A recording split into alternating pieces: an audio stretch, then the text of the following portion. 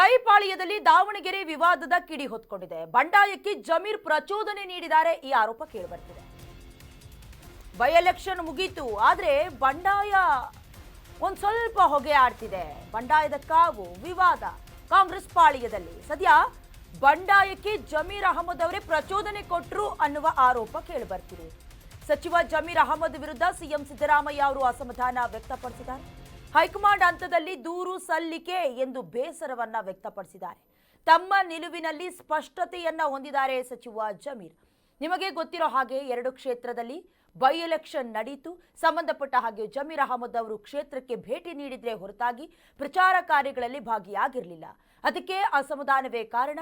ಜಬ್ಬರ್ ಅವರಿಗೆ ಟಿಕೆಟ್ ಕೊಡಬೇಕಾಗಿತ್ತು, ಹಾಗಾಗಿ ಯಾಕೆ ಕೊಡಲಿಲ್ಲ, ಅಲ್ಪಸಂಖ್ಯಾತರಿಗೆ ಟಿಕೆಟ್ ಕೊಟ್ಟಿಲ್ಲ ಅನ್ನುವಂಥ ಬೇಸರಕ್ಕೆ ಜಮೀರ್ ಅವರು ಬಂದಿಲ್ಲ ಅಂದ್ರು. ಬಟ್ ಅದಕ್ಕೆ ಬಹಳಷ್ಟು ನೀಟಾಗಿ ಸ್ಪಷ್ಟನೆ ಕೊಟ್ಟರು. ಕೇರಳದಲ್ಲಿ ಎಲೆಕ್ಷನ್ ಇತ್ತು, ಹೋಗಿದ್ದೆ, ಸಿಎಂ ಸಿದ್ದರಾಮಯ್ಯ ಅವರು ಮನವಿ ಮಾಡಿಕೊಂಡ್ರು, ನಾನಿಲ್ಲ ಅಂತ ಹೇಳಲಿಲ್ಲ, ಬಂದೆ.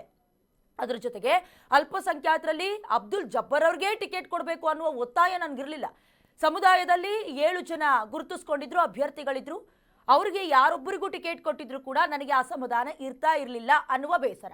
ಇದ್ರ ಮಧ್ಯದಲ್ಲಿ ನಿನ್ನೆ ಜಬ್ಬರ್ ಅವರು ರಾಜೀನಾಮೆಯನ್ನ ಕೊಟ್ಟರು. ರಾಜಕೀಯ ಲೆಕ್ಕಾಚಾರದ ಪ್ರಕಾರ ಹೈಕಮಾಂಡ್ ಅವರೇ ಉಚ್ಚಾಟನೆ ಮಾಡೋದಕ್ಕಿಂತ ಮುಂಚೆ ಅವರೇ ಒಂದು ಸ್ಟೆಪ್ ಮುಂದಿಟ್ಕೊಂಡು ಅಥವಾ ಮುಂದೆ ಇಟ್ಟು ರಾಜೀನಾಮೆಯನ್ನ ಕೊಟ್ಟರು ಅಂತ. ಅದರ ಜೊತೆಗೆ ನಿನ್ನೆ ನಸೀರ್ ಅವರ ರಾಜೀನಾಮೆಯೂ ಆಯಿತು.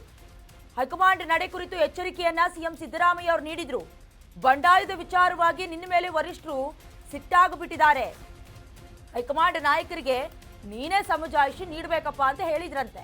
ಸಚಿವ ಜಮೀರ್ಗೆ ಸೂಚನೆ ನೀಡಿರೋದು ಸಿಎಂ ಸಿದ್ದರಾಮಯ್ಯ ಅವರು. ನಿನ್ನೆಯೂ ಕೂಡ ಸಿಎಂ ಸಿದ್ದರಾಮಯ್ಯ ಅವರನ್ನ ವಸತಿ ಸಚಿವರು ಭೇಟಿಯಾದರು. ಜಮೀರ್ ಅಹಮದ್ ಅವರು ಬಹಳಷ್ಟು ಕಾಲ ಮಾತುಕತೆ ಆಗತ್ತೆ ಅನ್ನುವಂಥ ನಿರೀಕ್ಷೆಯ ಮಧ್ಯದಲ್ಲೇ ಕೆಲವು ಹೊತ್ತಿನಲ್ಲಿ ಹೈಕಮಾಂಡ್ನ ಜೊತೆಗೆ ಮಾತನಾಡಬೇಕು, ನಮ್ಮ ಜೊತೆ ಮಾತನಾಡಿದ್ರೆ ಏನು ವರ್ಕೌಟ್ ಆಗೋದಿಲ್ಲ ಅನ್ನೋದಾಗಿ ಕೂಡ ಸಿಎಂ ಸಿದ್ದರಾಮಯ್ಯ ಅವರು ಹೇಳಿದ್ರು. ಯಾಕಂದ್ರೆ ಹೈಕಮಾಂಡ್ ಅವರ ಬೇಸರಕ್ಕೆ, ಕೋಪಕ್ಕೆ ಈಗಾಗಲೇ ಗುರಿ ಆಗಿರೋದು ಗೊತ್ತಾಗ್ತಿದೆ. ಜೊತೆಗೆ ವಸತಿ ಸಚಿವರಿಗೆ ಅವರ ಸ್ಥಾನಕ್ಕೂ ಕೂಡ ಸಂಕಷ್ಟ ಕುತ್ತು ಬರುವಂತ ಸಾಧ್ಯತೆ ಇದೆ ಅಂತ.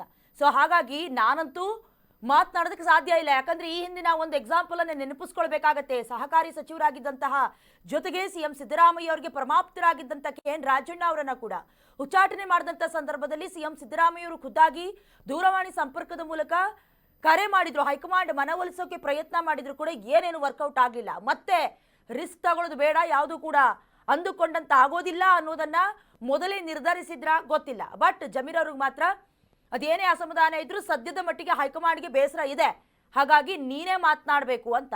ಒಂದಲ್ಲ ಅಂತ 2 ಕಡೆ ಕ್ಷೇತ್ರದಲ್ಲೂ ಕೂಡ ಅಂದ್ರೆ ಬೈ ಎಲೆಕ್ಷನ್ ನಡೀತಲ್ಲ, ಆ ಸಂದರ್ಭದಲ್ಲಿ ಮುಸ್ಲಿಂ ನಾಯಕರಿಗೆ ಟಿಕೆಟ್ ಸಿಗ್ಲೇ ಇಲ್ಲ.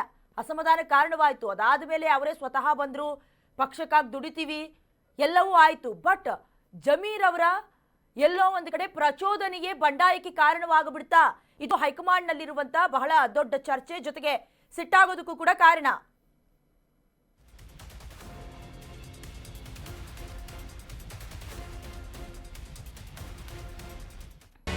ಕರ್ನಾಟಕ ನ್ಯೂಸ್ ಬೀಟ್ ಫಾಲೋ ಮಾಡಿ, ಸಬ್ಸ್ಕ್ರೈಬ್ ಮಾಡಿ.